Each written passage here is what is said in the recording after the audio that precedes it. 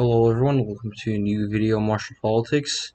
Today I'll be doing an update video on the U.S. Senate race in Ohio, and I will be specifically covering the Republican primary, which I did last month. In the video, which I will put a card to now. So it's been a little over a month since J.D. Vance has uh, announced his run for Senate.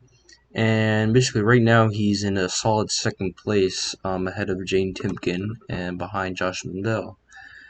Um, so right now, what I see, just like a month into his run, he's in a pretty good position, and I think what I'll get to later is that he still has a lot of support that he can still get.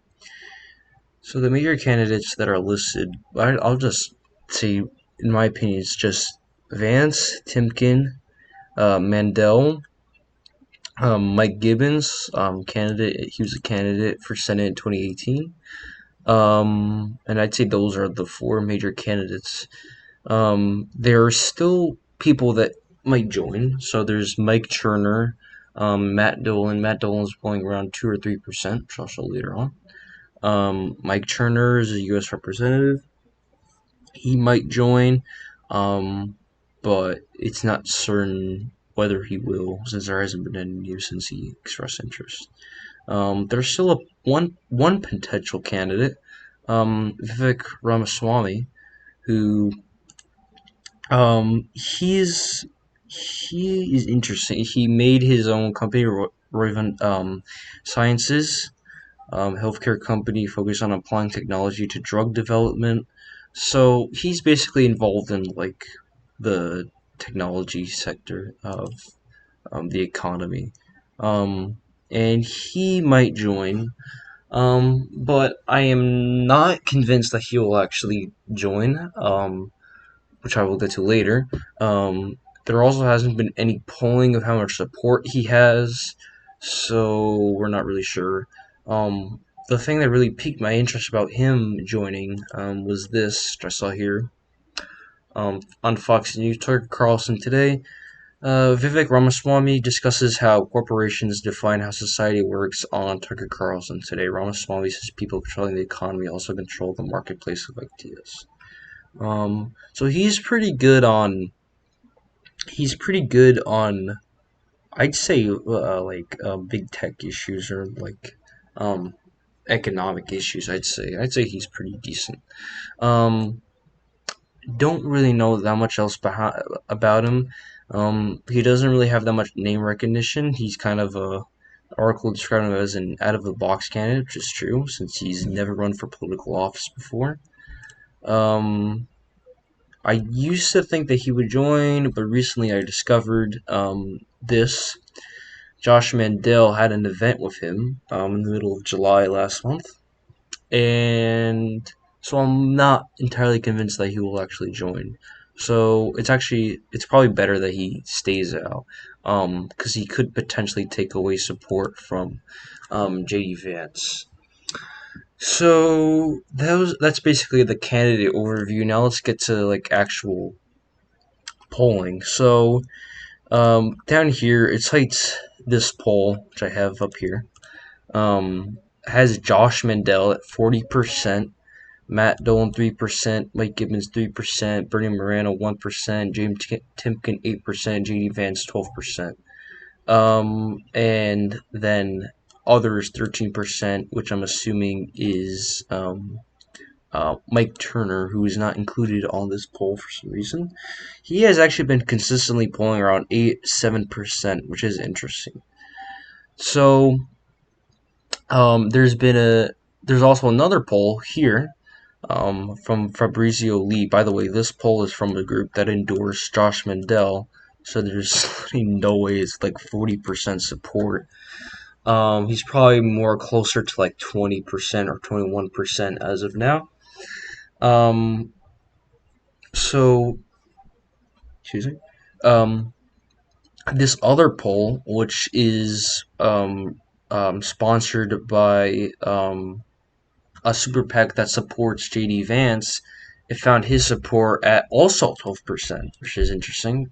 Um, This poll was actually something I learned. It says here, this poll was actually administered a little later on, so it might be slightly different. So I'm not entirely sure. But we'll probably figure out more where Vance's support is probably by like the end of this month and more into the fall. And the primary is in May, so there still is a while to go. And plus, Vance has only been in the race for a month. So, um, so yeah, there's still a lot of time left. Um, Also, recently, JD Vance has gotten very high quality endorsements. Here, Jim Banks, who I don't really have a necessarily high opinion of him, he endorsed him. He's an influential member of the House of Representatives, and he endorsed Vance, which is good. You also have Peter Thiel, of course, the billionaire that gave the $10 million to Vance's super PAC. And then you have Tucker Carlson too, which is arguably probably the biggest endorsement on the entire list, since Tucker Carlson is, of course, the highest rated cable news host. And then you also have some newspapers. This was from a while ago. Um, yeah, like this was literally in April. Yeah. And then Turning Point Action, which is the organization made by Charlie Kirk. So Vance is definitely he's making a lot of like a significant amount of ground. And I think that I think as the months go by and people begin to see like just really just how Josh Mandel is a complete joke. I think that JD Vance will probably have a good shot. Also, just remember like this poll is a joke. There's no way Mandel's at 40%. Um, so yeah. So that's that there. This is also another thing I'd like to point out. This was from the polls that were commissioned by the super PAC aligned with Vance's campaign. There's in April of this year, his support was at 6%. Then his support dropped to 4% for some reason, but then it tripled to 12 percentage points. So again, he's made significant ground, and as you see here, Vince has been, he's been meeting people, he's been talking to people. I actually have a short video I'd just like to show here. Who's the biggest and most powerful company in the world, arguably right now, Amazon? Okay. Who benefited the most from the last year and a half of lockdowns, of shutdowns of small businesses? Amazon. Who benefited last year from the massive spike in city and town violence caused by the Black Lives Matter riots? Amazon, because it shut down a lot of their competitors. And who is the biggest funder in America of the Black Lives Matter movement? Amazon. Who's some of the biggest supporters of the COVID lockdowns in this country? Amazon. The simple fact is that the companies that are most benefiting from the economic plunder of this country are also the companies that have gone most to the left on these cultural war things. And so we've got to fight back on both fronts. We've got to fight back against the economic power that makes it harder for middle-class Ohioans to get ahead. We've also got to fight their control over what we're allowed to say, what we're allowed to think, and just basic common sense American values that are now unacceptable. So that was just him talking at a little event. He also went to an event yesterday. There's some pictures of him there. It's good that he's actually getting out there. A lot of people saying that he's just a Twitter candidate. He doesn't have any real support. People that are saying that on Twitter, hilarious. But Vance has definitely made significant ground. I think anyone that doesn't believe that, I think they're lying or they're just ignorant. Lying for political reasons, obviously. So this was from Axios. J.D. Vance gets conservative boost as cable coverage thrives. So, an influential House Republican has endorsed Senate candidate J.D. Vance of Ohio as internal polls show the author and venture capitalist rising as a contender for the seat vacated by Rob Portman. Mentions Jim Banks' endorsement. He says about Vance that he isn't afraid to stand up to the woke elites and will always put middle and working class Ohioans first. It mentions the poll, which I had just mentioned before, of him at 12%. Bottom line, it appears to be benefiting from a recent string of positive conservative media coverage, which has helped him overcome an early liability in 2016 staunchly opposed, Donald Trump. And it mentions Tucker Carlson supporting him. Tucker Carlson has been promoting and praising Vance, perhaps more than any other recent candidate. The Carlson stamp of approval has surely helped raise his profile with the Republican base. So, so a lot of positive coverage for Vance, which is definitely benefiting him compared to people like Jane Timken or maybe um, Josh Mandel. I mean, Josh Mandel is going on like Newsmax saying these ridiculous things. I mean, he went. What was that woman, Jana Ellis, the grifter, the lawyer, the stop the stealing, that garbage. Um, she she had him on her show, and he was like, oh, well, like the time for civility, it's ended. It stops. And he says, oh my god, if you see the video, I'm not going to include it since it's not really necessary, but the comedic, just, he doesn't mean anything what he says. He's empty. He's so just, he's just, it's like amazing if someone listens to this and takes him seriously. So he basically said that he's gonna blow up the system, and he says time for civility has passed. Bloody insane. It doesn't make any sense, and it's just so ridiculous. And I mean, Mandel is really worried now. He's been attacking JD Vance basically every single day on his Twitter account. It's really funny that people call Vance a Twitter candidate. Meanwhile, Mandel literally tweets like 20 times a day. So he's really the Twitter candidate. Um, he always sends out these ridiculous tweets. Oh, he's a never Trumper. He sent out this clip of J.D. Vance calling all Trump voters racist. It was Vance saying that some Trump voters were motivated by racial reasons to vote for him, which I'm pretty sure is true. Because of course there are still like racist people, like in the South, for example. Of course there are people like that. So of course, but it's not significant. That's the point. Um, it's not. It's more about the individuals than the candidate they're supporting. Like Trump is really just an elitist. He's not a racist. He just doesn't. He doesn't care about anyone. That's really it. So I was also going to get to this. Josh Mandel again. He embarrasses himself every day. So he claims this: send Rhino Mitt to Kabul and then send American troops to USA. I mean, this is a common trend.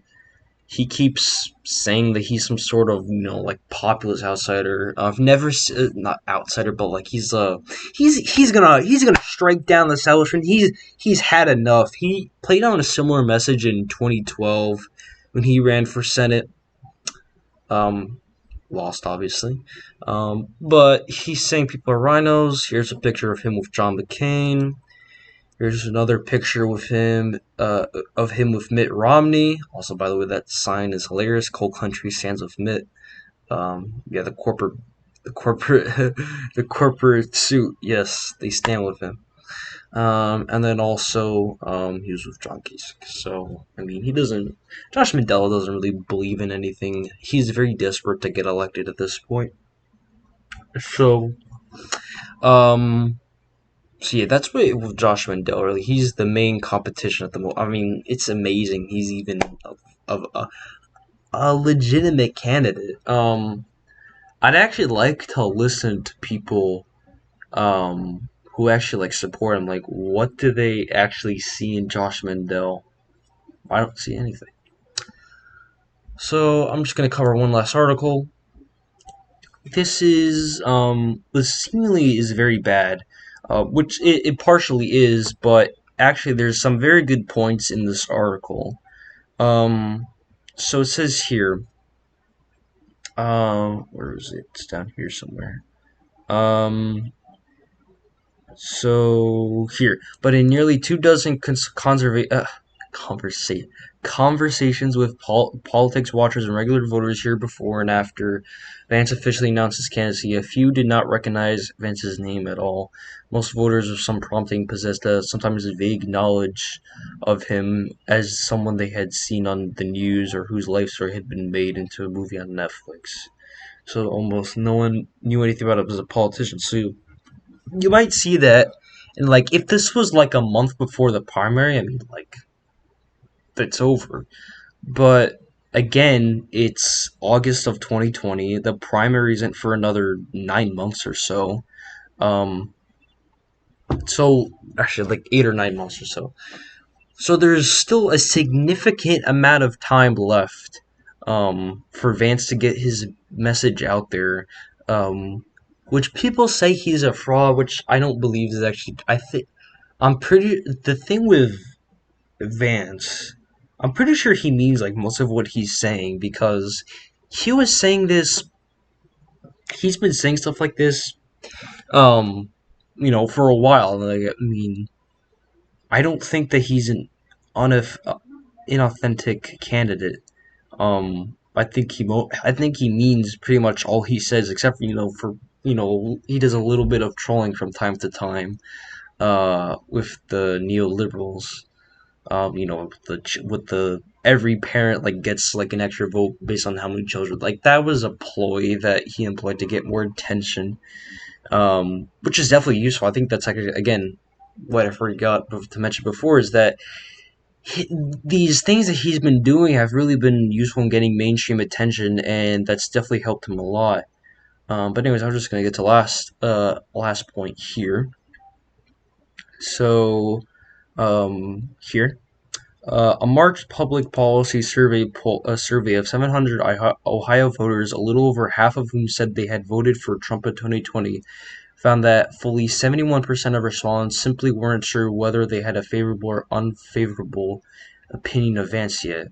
So that is actually very good for Vance because it shows that these attacks that they've been throwing against him that he's anti-Trump, they haven't landed. They simply haven't. So you have like 19%. Sorry, not 19%. 29% of people who have an opinion of him. I'm assuming pretty much most of it is positive. Um, because if it were, I feel like if it was more negative, then there'd be a larger amount of people who actually were negative because they all voted for Trump, and you know how Trump voters are with their loyalty to Trump. So Vance still has a significant amount of time left to make up ground. And the people who are saying, "Oh, he has no real support. He doesn't stand a chance." I mean, sure. If the primary were held right now, I'm almost certain he would probably lose. But Vance still has a lot of time left, and I mean, again, it's only been a month since he announced. So I think that Vance will be a very viable candidate in the primary, and I think that he will probably go on to defeat Tim Ryan, the likely Democratic nominee, by around 13 points or 12 points or 11-10. 13 is like most favorable in my opinion. I sent out a thing on Twitter yesterday of a map of him winning by 13. I know it's not necessarily a prediction, but there's a possibility depending on turnout. Um, yeah, that's really it with what I want to talk about here. I'll probably make update videos like this in the future. I'm not gonna make it like every month because then it'll just become too repetitive. I'll make them like when major news actually comes out, or when I actually think it's been long enough since I've made one of these videos. So I hope you all enjoyed this video. Of course, like and subscribe for more. You can drop a comment if you have any opinion, if you have any criticism, or you have any suggestions for videos, or maybe I don't know, you just want to show your support. Yeah, you're free to do that in the comments down below. So yeah, I hope you all have an excellent day, and I will see you all in the next video for